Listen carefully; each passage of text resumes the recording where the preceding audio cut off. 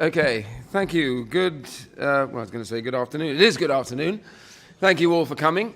And this is a huge subject area, and we've got a lot of ground to cover. So I want to make a little bit of progress. If there's no more seats at the back, I'm sorry, but if you can kind of arrange yourselves so you can hear all of this, I think you'll find most of this quite interesting. I want to first of all start by thanking the panelists who have agreed to be here today. Obviously, Fraser Nelson, of The Spectator and also of The Telegraph, Cristina Odone, Legatum Institute and former editor of the Catholic Herald, Sir Paul Coleridge, former High Court judge and founder of the Marriage Foundation, and Fiona Bruce, my colleague and friend, who is an MP and author of the manifesto to strengthen families. If we could all just give them a round of applause for coming and giving up their good time.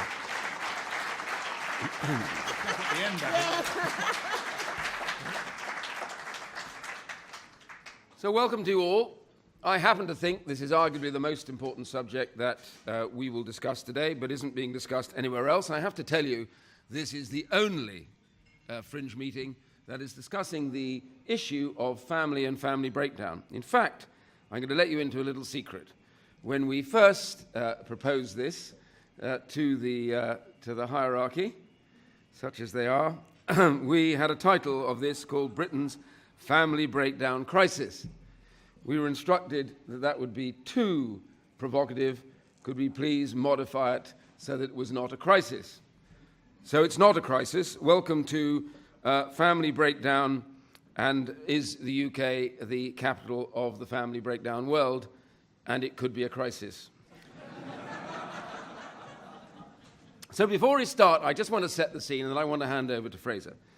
And there are some very interesting bits of information. First, I think what I want to do, we debate this, and so often politicians run for cover when the word family, family breakdown, family policy runs out. So here today, let's set out the problem first, and then I want to set out, secondly, for those of us who are politicians and others who always get their opinions filtered through the commentators, we've had a load of polling take place about attitudes out there amongst the people that actually vote for us towards this subject, and I want to get that out there because I hope it makes startling reading or listening. First of all, what's the problem? So here are the stats.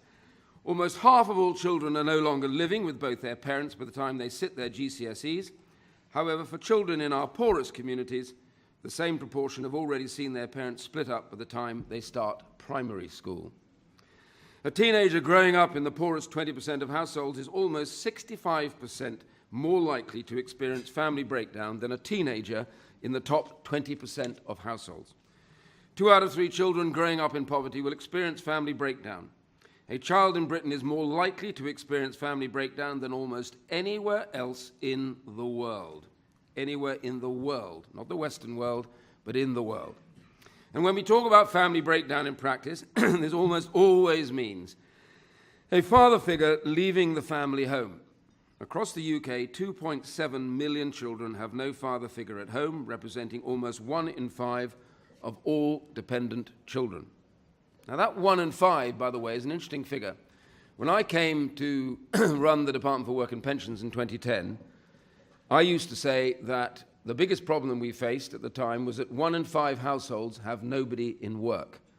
This was a major issue, it was a crisis, and we set out to tackle it, and we have. This is a major crisis, and we have yet to really tackle it. And for every £6,000 that the Treasury spends responding to the consequences of family breakdown, they spend £1 in preventing that breakdown.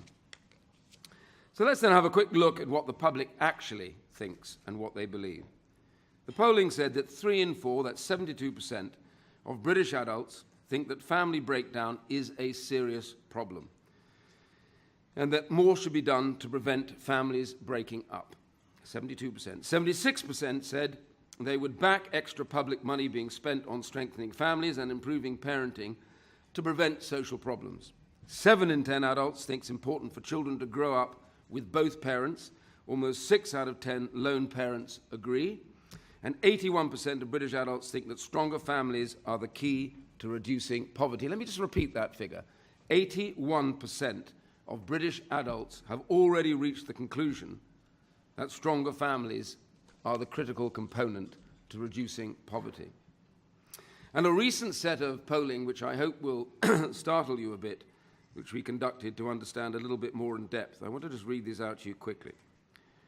72% of British adults agree with this statement, and 24% strongly agree that marriage is important and government should support couples who get married. 71% of British adults agree with this statement, and 28% strongly agree.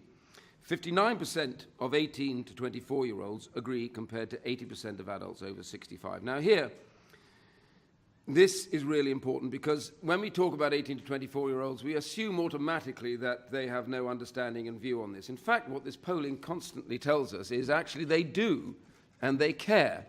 They just haven't experienced it in quite the same way, but they do care about it.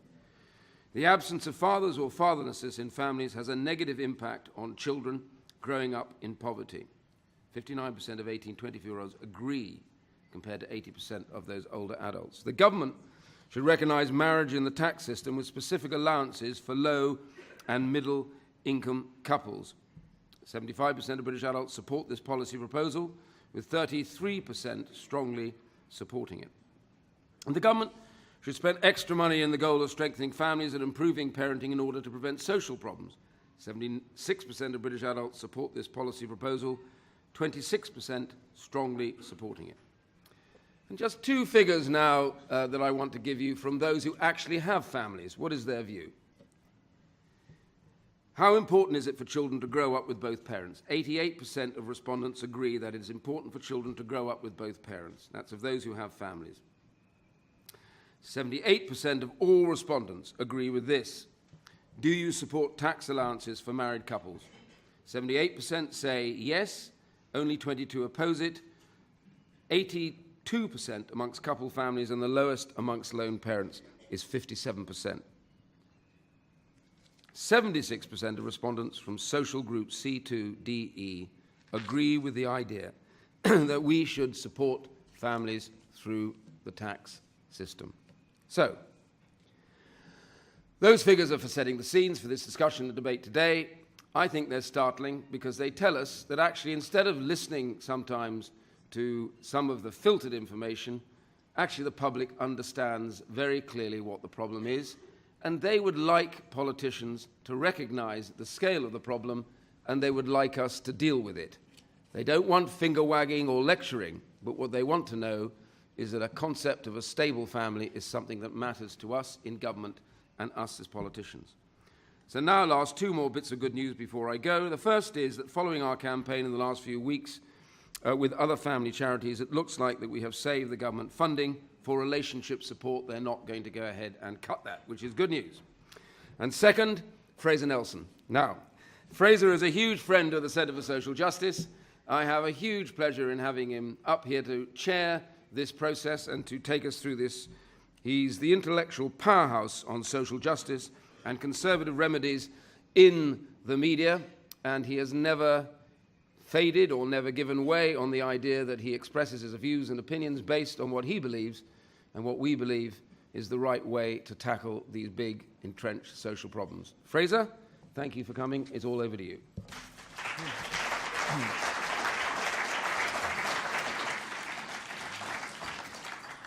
Thank you, Iain. Well, it's actually, Iain said he's sad to see people standing at the back. I'm quite encouraged, because this is a topic on which the Tory party hierarchy believes nobody's interested anymore. I mean, there's something like 200 fringes right now. The only one on family is right here, which is brilliant. And it also makes sense for those who believe, as I do, that the family is the first, best and cheapest form of health, wealth and education. If you want a strong society, it stands to reason you should work out what government can do to support the family, or perhaps more importantly, what the government can do to stop undermining the family, as it unintentionally does in so many areas.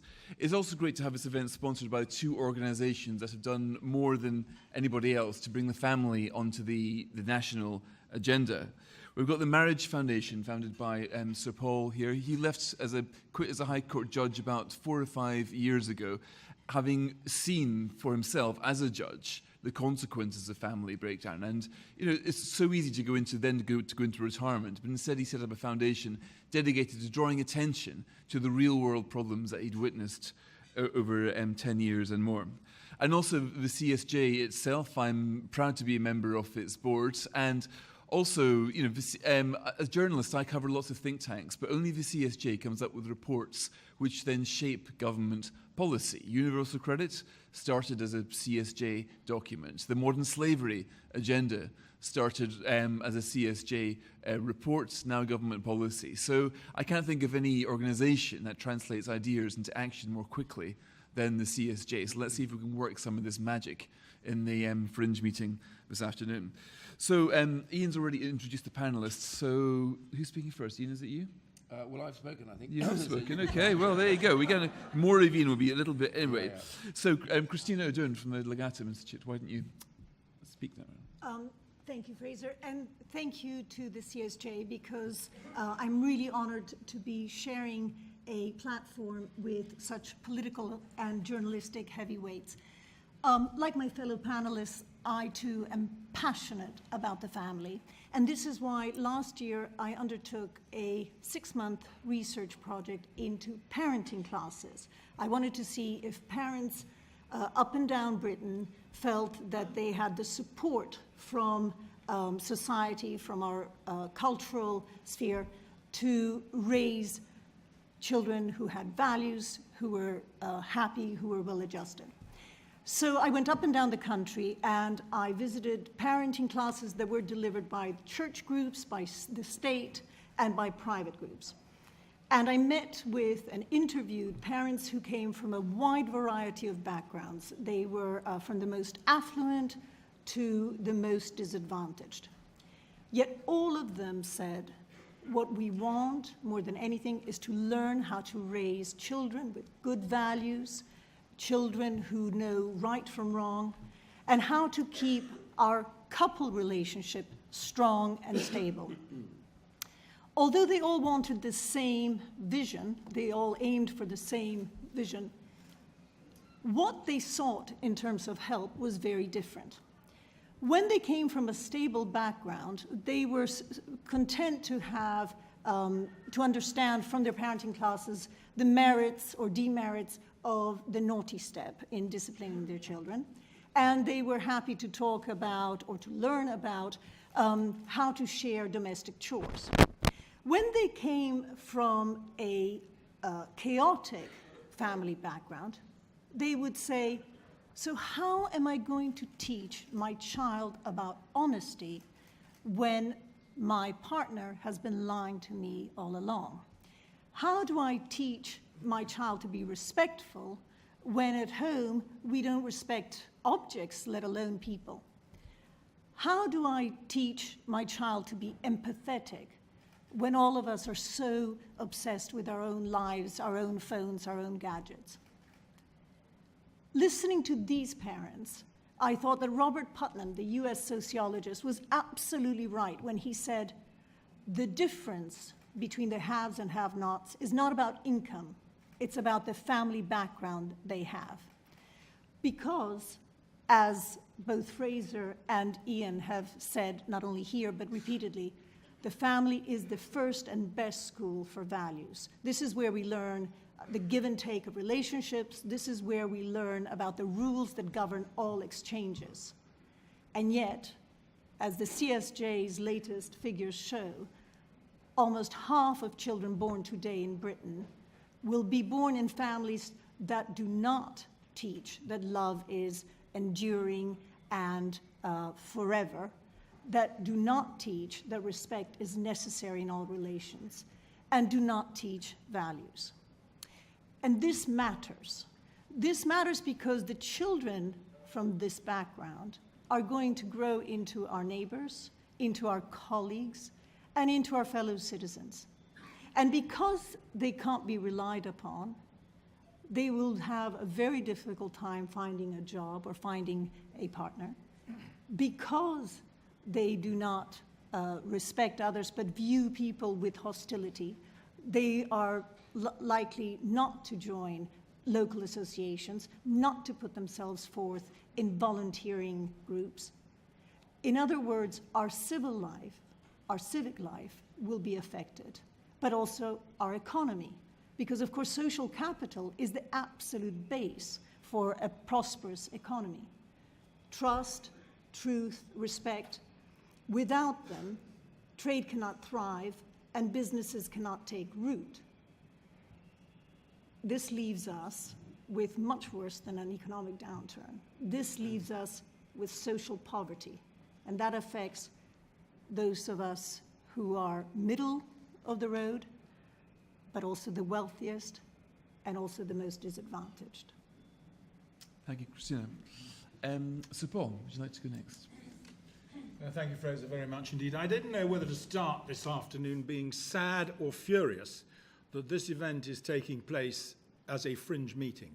I regard it as atrocious that the governing party of this country, who puts itself forward as the protector of the family, has nothing in the hall about this subject, and it's being put on by two organisations who struggle to raise money in order to raise its profile to an appropriate level. It is,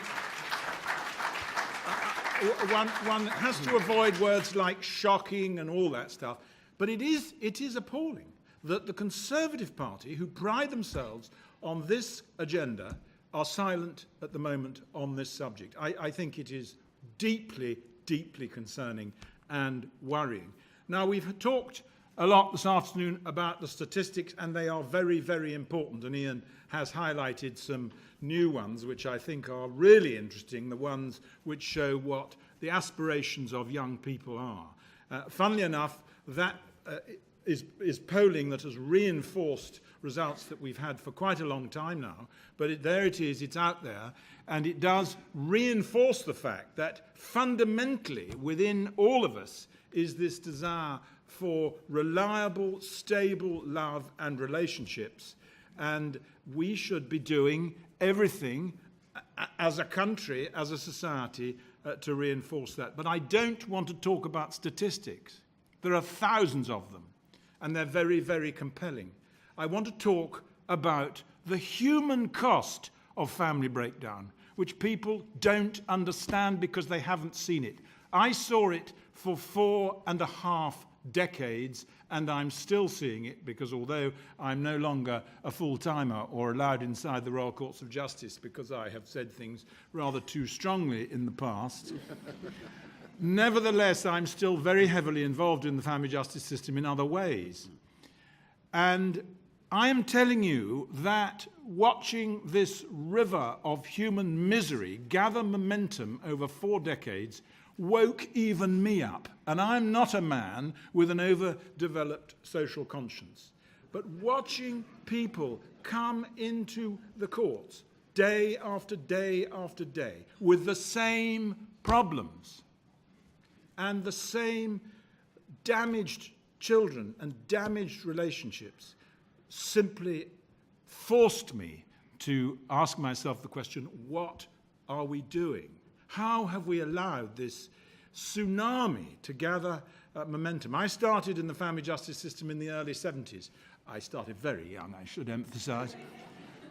And I watched it grow in the late 70s, 80s, 90s, and so on. And it's now plateaued, and it isn't growing at quite the same speed, but it's at a terribly high level. And it is the wrecker of lives. It is the wrecker of children's lives in particular. And that is where I used to get so angry as the parents would come into the courts day after day. It wasn't just me.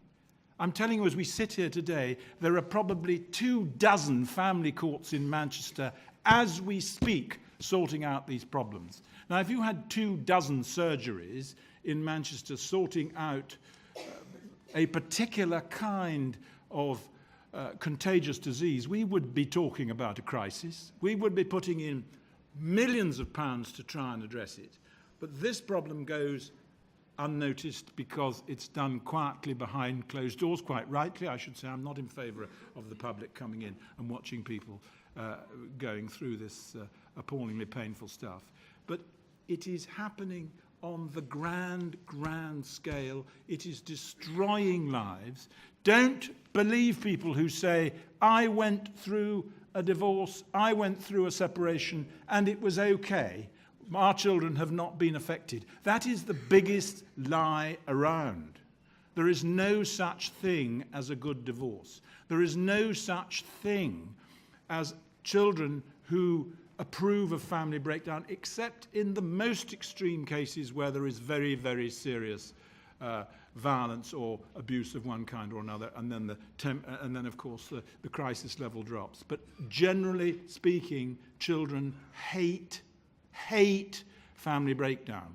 If you ask children in any kind of family case, what is the one thing you want from your mum and dad, they will say for them to get back together again. And that is even where the situation in the household has been quite conflicted. So it is a terribly important problem. It is creating misery across the land on a huge scale. I had a BBC reporter who sat in with me for a week and watched a typical week in the family court. She was a basket case by the end of the week. She had never seen anything like it. She said, how can this have happened? I said, it's not just me. There are 25 courts in the Royal Courts of Justice where we're doing this day in, day out.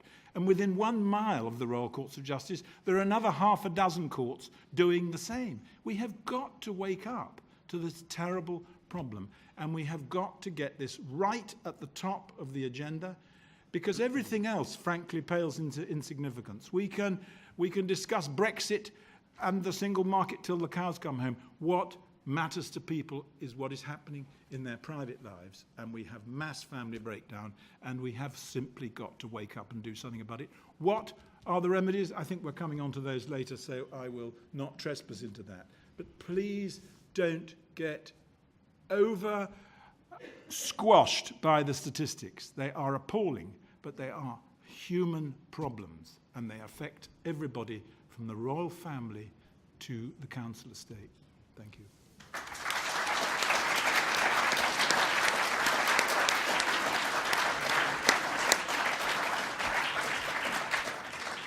Thank you, Sir Paul. And now I'd like to ask Fiona Bruce, who's a one-woman think tank, by the way. This is what she produced. So I think most of you should have a copy under your seats.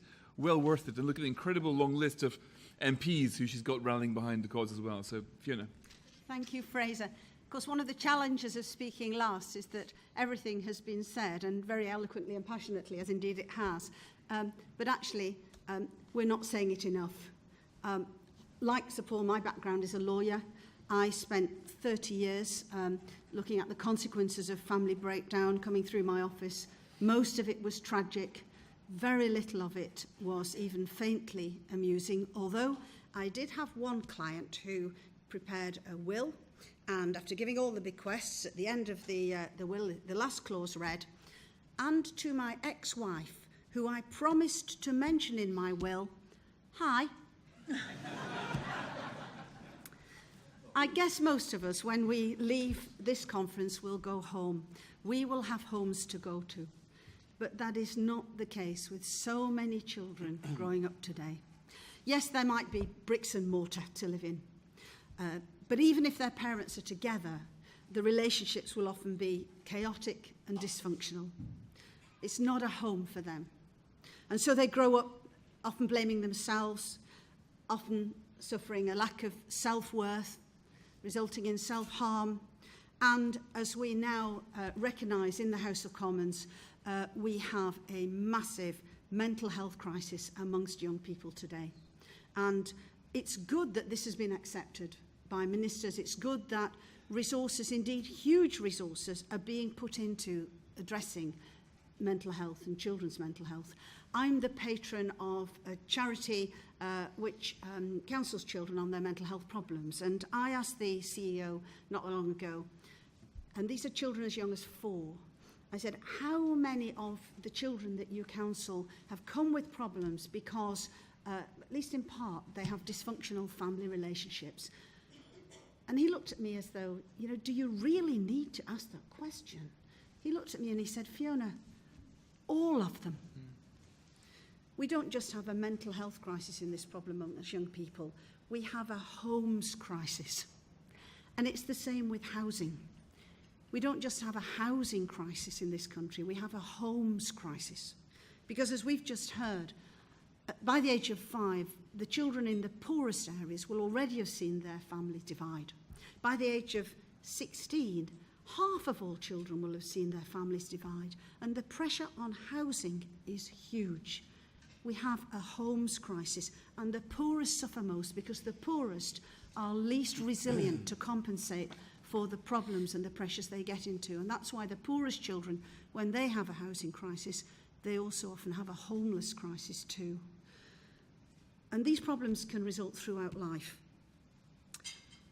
I talked about housing pressures. I've talked about mental health pressures. Let's look for a moment at the prison population, a burgeoning population. Why? Because so many prisoners reoffend because they have nobody on the outside who cares for them anymore.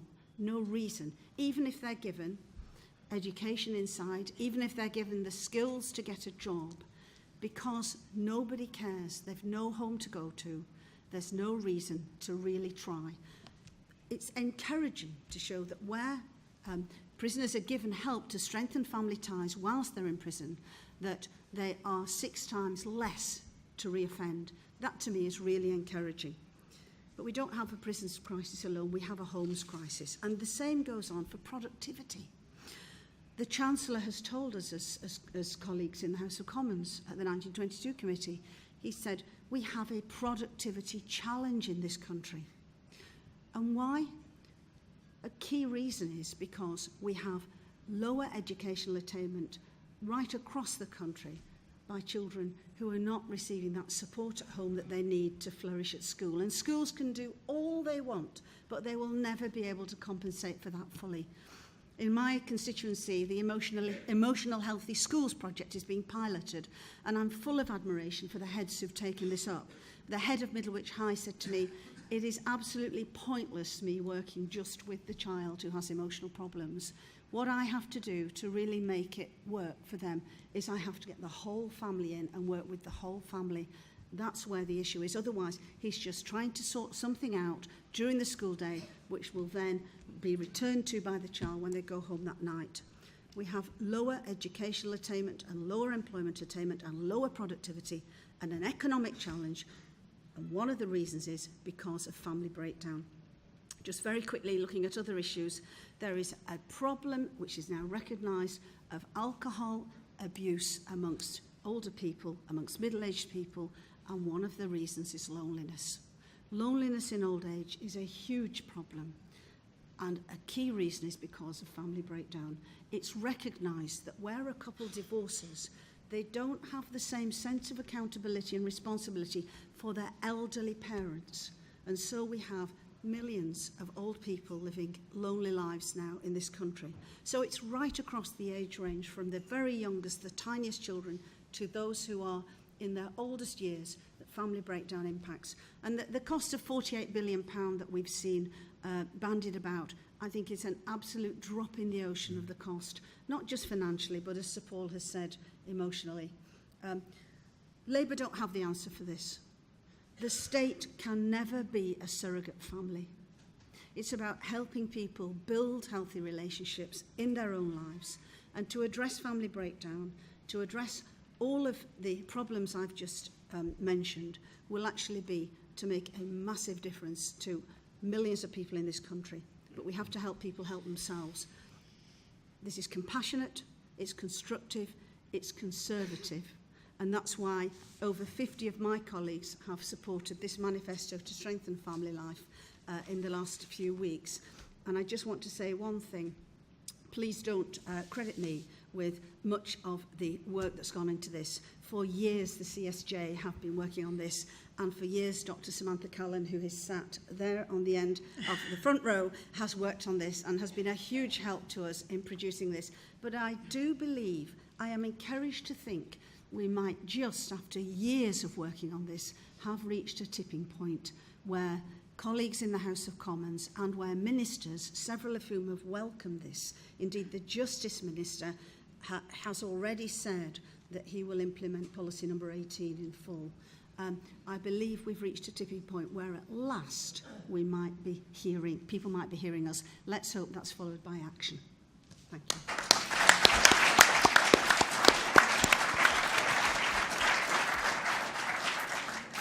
Thanks, Fiona. Okay, I'm now going to throw this open to the floor. So if you put your hands up, and a microphone will magically find its way to you, I believe. A glamorous assistant there. Well, yeah. Thank you. Alex, you're 5 Conservatives? From, sorry, 5 Conservatives. 5 in Scotland. Indeed. Good luck. Yeah, thank you. We're doing well. We had 12. Yeah. 12 MPs. Yeah. 13 to be precise. Thank you for bringing this up. It's very important to British society. Now, Cameron put some very good laws in, family test. He was quite pro-family. Now, as the crisis is increasing, what politicians have, what Westminster have, what the tools I have to change society for the better is passing laws, statutes, and tax. So what are the panel's views? What tax and what laws would they pass to change society to support families? Okay, that's a good question. I guess the first, I suspect, of many questions asking what solutions there are to the problems we've outlined. I mean, Iain, you were, in government for many, many years. You must have thought to yourself, if I was Chancellor, I would pass X, Y, and Z law that would make it that bit easier for families to stay together, or that bit more unlikely that the government would undermine the family with a welfare structure. Yes, very much so. I mean, I can just go a couple of points on this. You mentioned the family test. I was handed the family test by the then Prime Minister and said, will you populate this with a series of measures? We never succeeded. Why?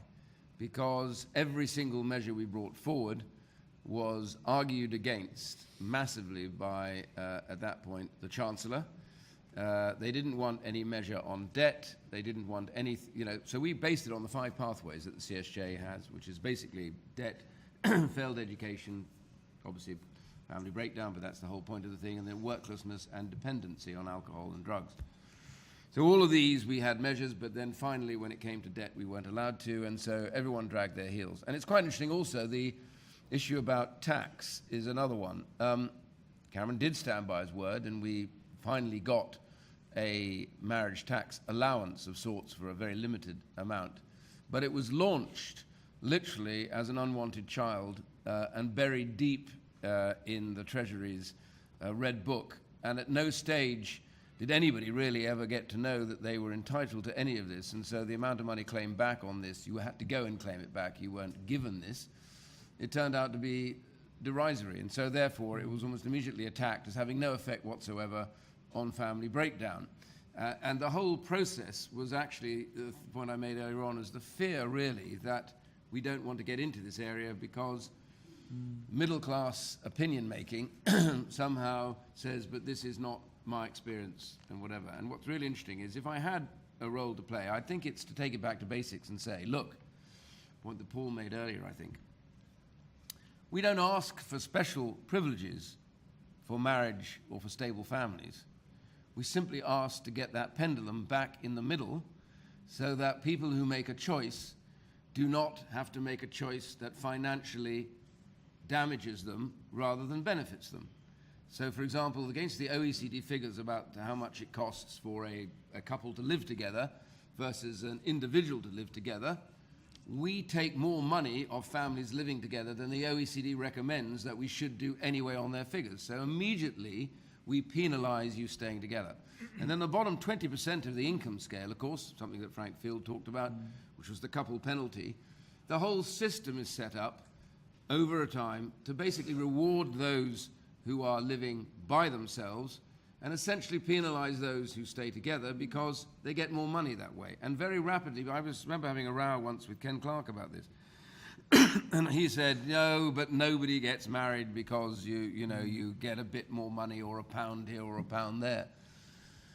And I said, if you don't mind me saying so, Ken, that's a middle-class attitude when you can afford to ignore the odd pound here or there. But if you are on very low income and the choice is between basically losing money or gaining money, ultimately you will choose the path that is about gaining money, because that is how it works. And so setting that straight, getting that sorted, is the base principle of what we have to do, recognizing, I believe, as you saw from the polling, if people are given an equal choice, they will make the choice that is for stability, not for anarchy. At the moment, it's not equal, and that choice, therefore, is influenced by that level of sense that actually, why would I penalize myself at all? And it's worth reminding, in conclusion, that family breakdown is at its worst at the bottom 20% of the income scale. It is almost, couple formation is almost non-existent now in any period of time. And as that poll I said earlier on, 81% of the British adults think that stronger families are the key to reducing poverty. That is exactly the key case. Cristina. The same Prime Minister who was tasking you with such an important role, Iain, believed very much in something that has gone a little bit out of fashion now called behavioral economics. And he set up that nudge unit, the famous nudge unit, because he believed that even the smallest incentive can nudge people into making good, big decisions. And I think that this is absolutely right. And this is true not only of the poorest, but also of the relatively well-off, or the favorite phrase of the moment, the just about managing, because even a small recognition, a small financial incentive will motivate you to do the right thing, which is to continue in your marriage or to stay married, rather than to have this extraordinary situation where you have the living aparts together who are pretending to be living apart in order to collect benefits. And I think nudging people into making the right decision is actually unfairly discarded as a possible way forward. Okay, let's take another couple of questions. We get thrown out of here at 2 o'clock, by the way, so let's keep them. Why don't we take 2 questions together, yeah? Thank you. Imran Hussain with Child Poverty Action Group. We've had a number of contributions about families and making the argument for supporting sort of couple families. I'd just be interested to hear thoughts on how we can support lone parent families. I mean, if you look at the UK's the poverty rate of lone parent families in recent years, you can see that it fluctuates. It's responsive to policy. In other countries, the lone parent the poverty rate for children of lone parents is much, much lower. So I'd be really interested to hear how we can support lone parent families. Okay, and another question at the front here.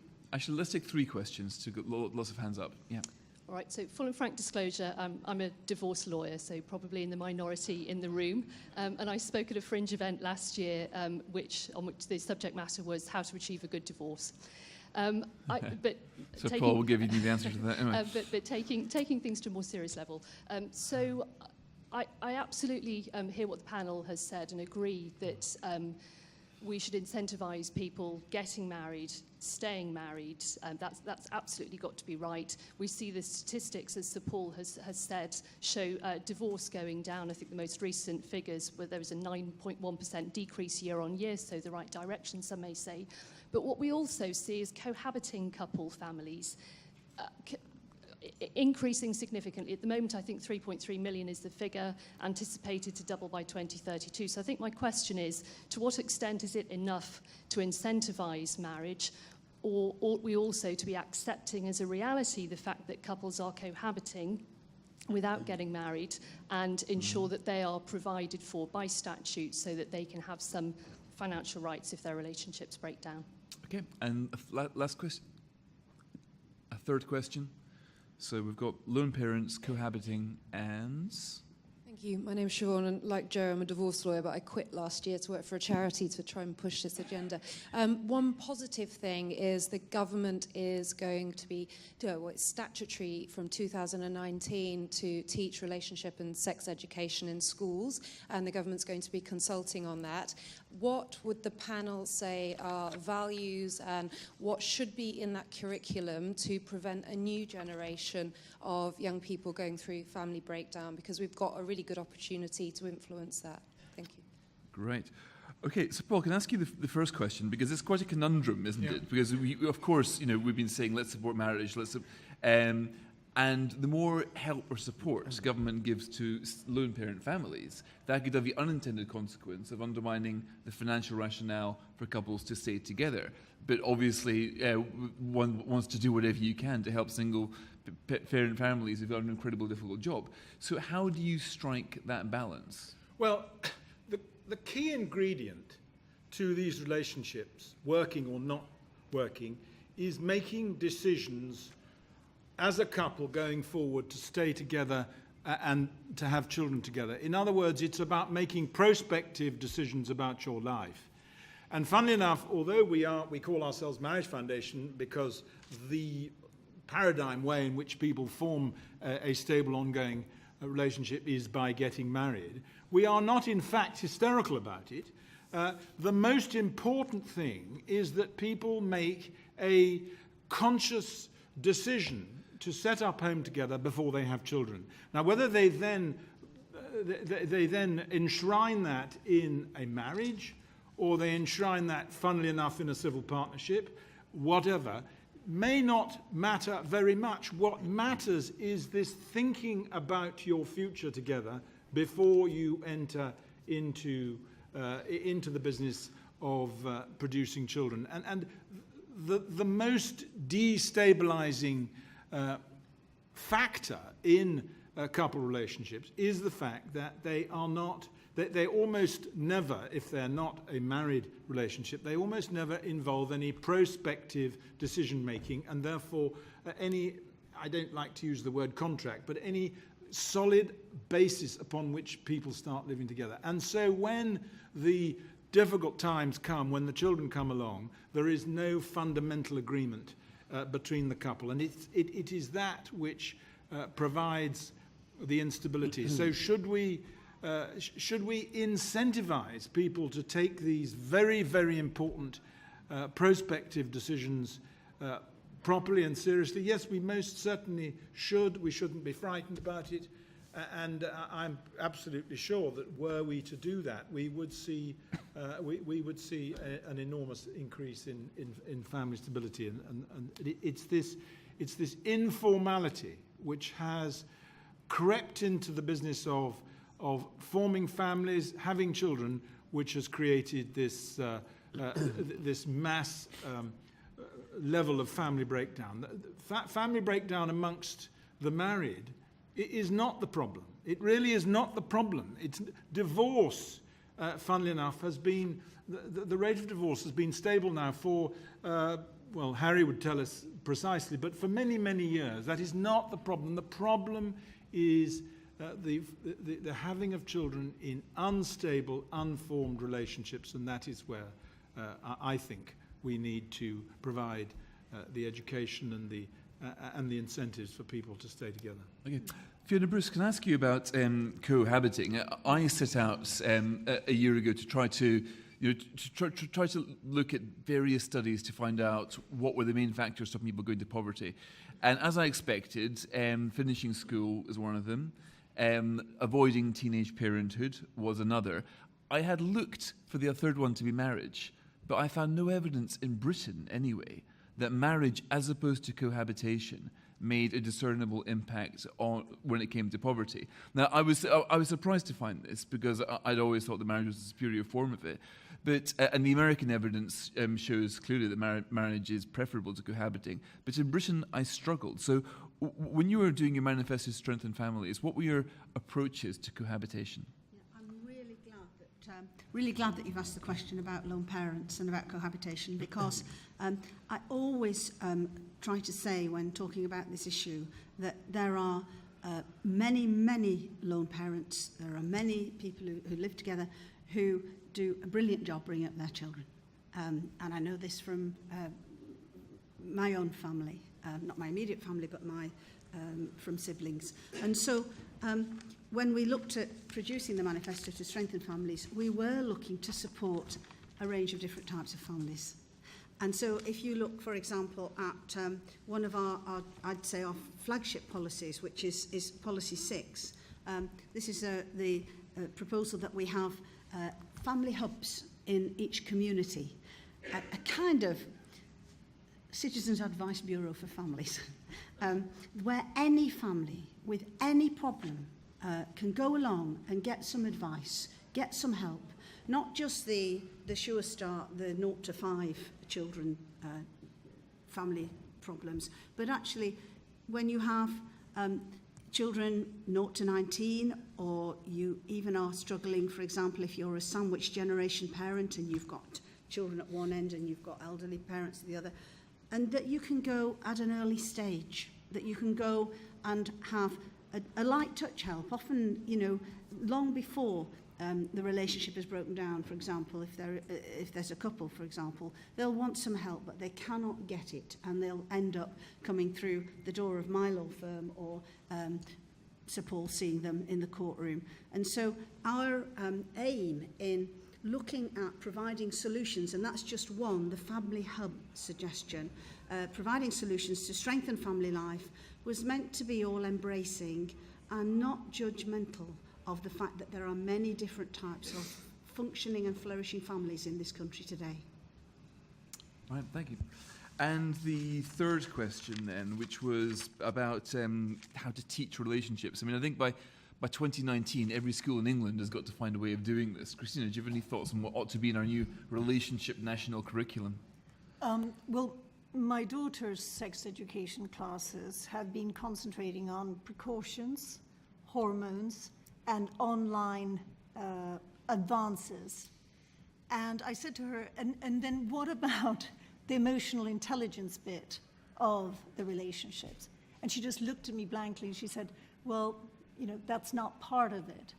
And that is where the danger lies. If we don't teach about respect, about honesty, about empathy, God help us, you know, the young boys who are going to grow up into, you know, self-centered and absolutely unlistening, in unlistening mode. I think that we really, really need to reconfigure what we offer young children, and especially now that sex education or relationship education is being promoted among the very, very young. I think we have to be really, really careful to include emotions and values such as loyalty and generosity and selflessness in the context of these classes. Thanks. And Iain, can I ask you about cohabitation? In your various adventures and data, did you manage to find it was superior or inferior to marriage? Well, I think the thing that we pointed out in Breakthrough Britain was that... That was your 2009 report. Yeah. The data was very rich in that, and Harry was involved heavily in that. But the thing I think we came to as a very clear conclusion is that cohabitation is a very different relationship from marriage. It's inherently unstable. The levels of breakup are staggeringly high when compared to marriage. And for most part, these relationships break up on the arrival of a child. So here's the interesting factor, that the data, as I recall it, was that a cohabiting family is much, much more likely to break up when a child arrives on the scene than when they didn't.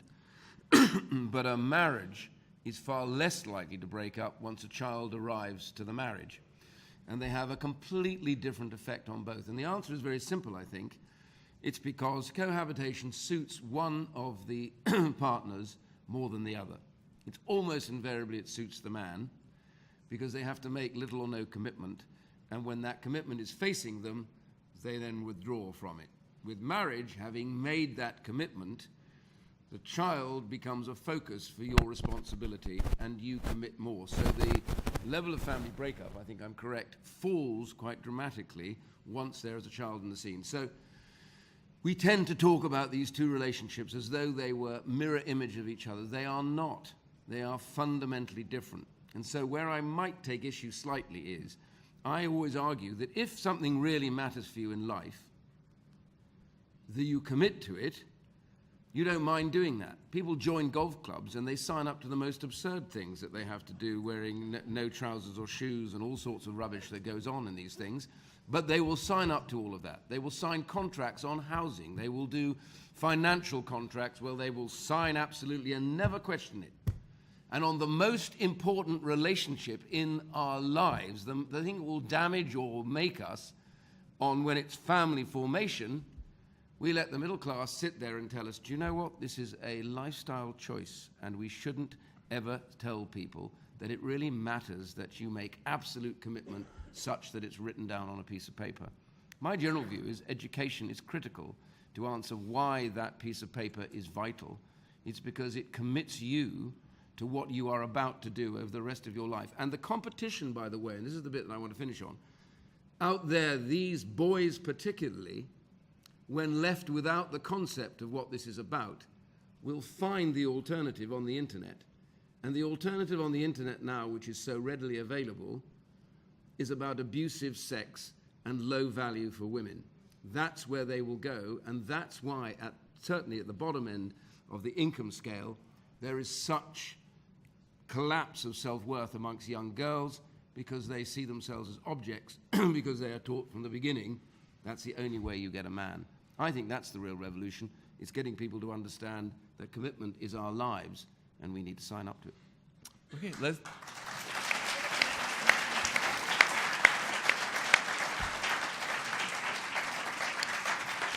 Okay, let's take another 3 questions quickly. I will try to get them answered as soon as possible and ask the panel to round up.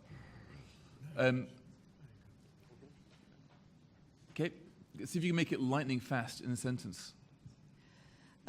I'm a county councillor from the Isle of Wight. I'm also the governor of a primary school, so I see the damage caused by single parents. How can we deal with the way that councils house women, ladies, whatever, because they produce a set of children, and yet a couple who perhaps have 2 children can't get housing? And it's such a disincentive for couples, whereas on the Isle of Wight we did have a real teenager pregnancy problem. We've almost solved it, but however, they were say, have another baby, you'll get a council flat. Again, how would the panel deal with this problem? What I think I'll do, rather than take another 2, is actually wrap that question into what was going to be my final one, which is to ask all the panelists to think of how one solves that problem. Just basically solutions. What solutions? Sure, the government might not have any interest in this, but say they panic, they need an agenda, as government tends to do, and they come to you saying, quick, we need a policy, we're announcing it tomorrow, what should it be? So Paul, what should it be? Well, I think the most important thing, it's a terrible word to use it, but it is about education with a small e. It is about explaining to people that there is a fundamental difference, as Iain said, between a relationship which is one of cohabitation in which people drift into it and don't necessarily have any formation to the relationship in advance. I think it's about, I think it's about that. And I think it's about, if I may say so, it is about incentivizing people through the tax system. And that's not to put money in their pocket, but it's to send a message. The problem is that there is a view out there, born of ignorance, I'm afraid, that all cohabiting relationships are of equal worth, in equal value and equal stability. They, I'm afraid, are not. The statistics are absolutely clear. Married relationships are, putting it very simplistically, about 3 times more likely to last into the child's teenage years than unmarried relationships. Now, we can argue the toss about it, but that is the fact. And I think a very straightforward message from the government through the tax system, just like with seat belts, like with recycling your rubbish, like anything else, it isn't so much about the money, it's about the message that you send to people that one form of committed relationship is more valuable and useful to society as a whole than another. And although it's unpalatable and we mustn't be judgmental, that is the fact.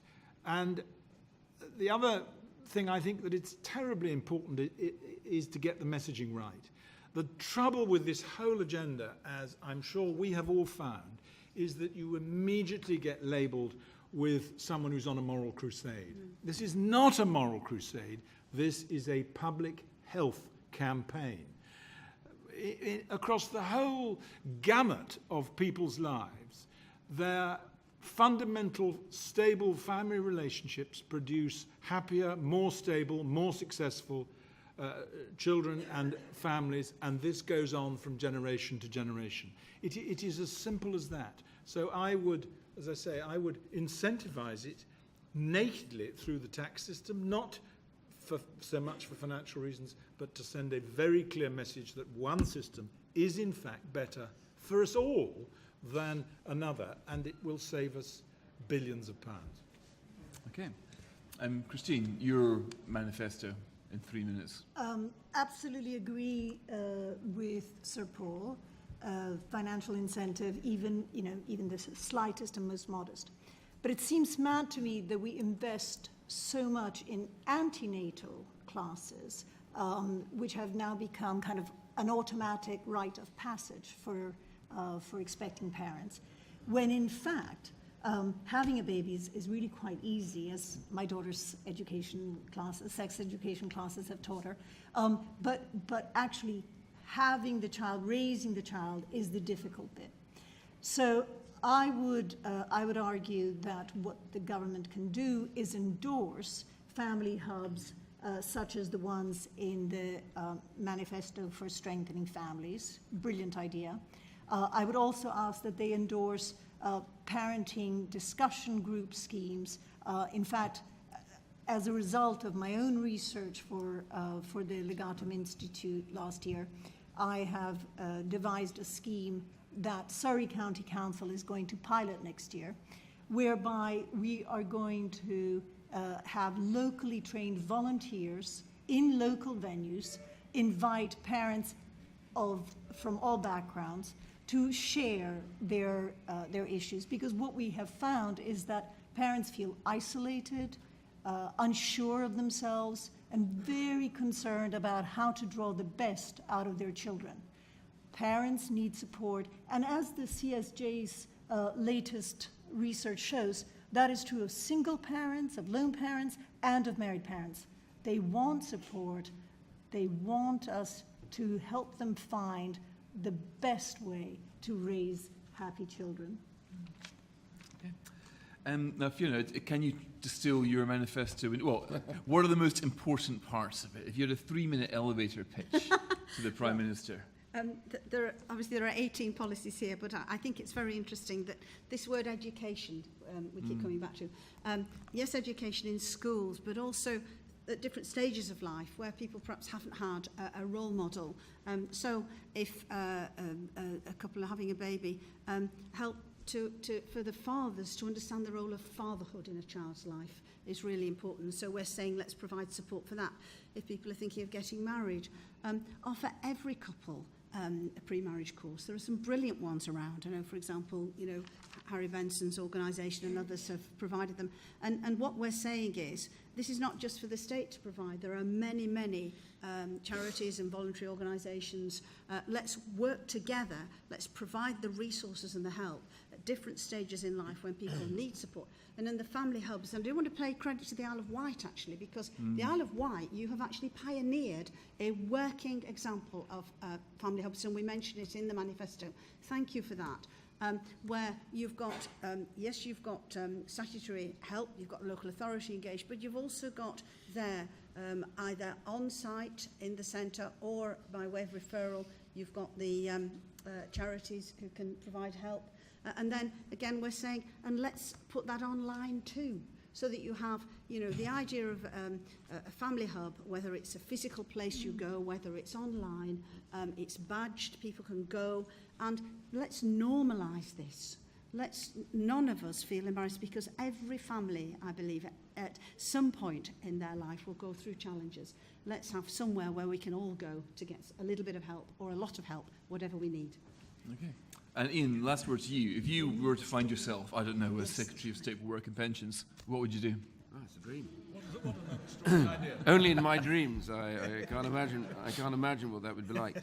Think of the power. Oh, you can just change things instead of talking about them. It would be great. I would, the most important thing is actually not specific policy. The most important thing is to have the debate about the absence of fear.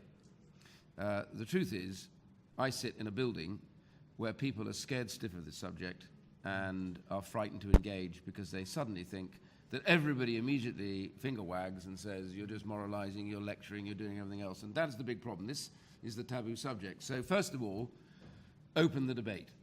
Really say it's no longer taboo to discuss this. And the second thing is don't just talk about it over lone parents. Lone parents do a fantastic job. Many of them try and bring up their kids in really difficult circumstances, etc. But here's the other bit of it, which is the men. What's actually been going on in all these years is the men that are absent from these families in many of those low-income groups are now a problem. They're out no longer having to work to bring in something for that family, so they can be released to do all the things that they wouldn't normally do and shouldn't do. So levels of drug addiction, levels of light criminal activity, issues around dysfunctional behavior, multiple parenting, all those things have come about as a result of the unanchoring of the young man to a responsibility which keeps them stable and eventually makes them productive. So I would like to engage in this on the other side of the debate that says if you really want to solve things like crime, about the cost in the courts, if you really want to solve bad health, report the other day said men, single, suffer worse health outcomes, they're more likely to die early, they're more likely to have a problem in future life and be less happy. All these things are out there, and when you engage and say, the thing is, this is about two people and their experiences of life. And so what we should do is about reset the balance. I am certain that when it comes to money, all we have to do is to get the balance back in the middle. And I really am an optimist about human behavior. I think when people get an even choice, they almost always take the choice that is for stability and for happiness. And I think I'll leave that to them. Okay, well...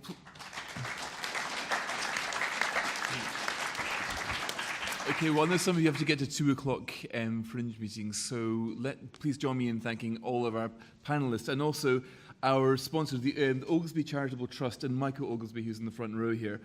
Thank you very much for sponsoring, for making today possible. Without them, we wouldn't have such nice sandwiches or this room at all. And also to Killick & Co. as well. Thank you for your generous support. Thank you.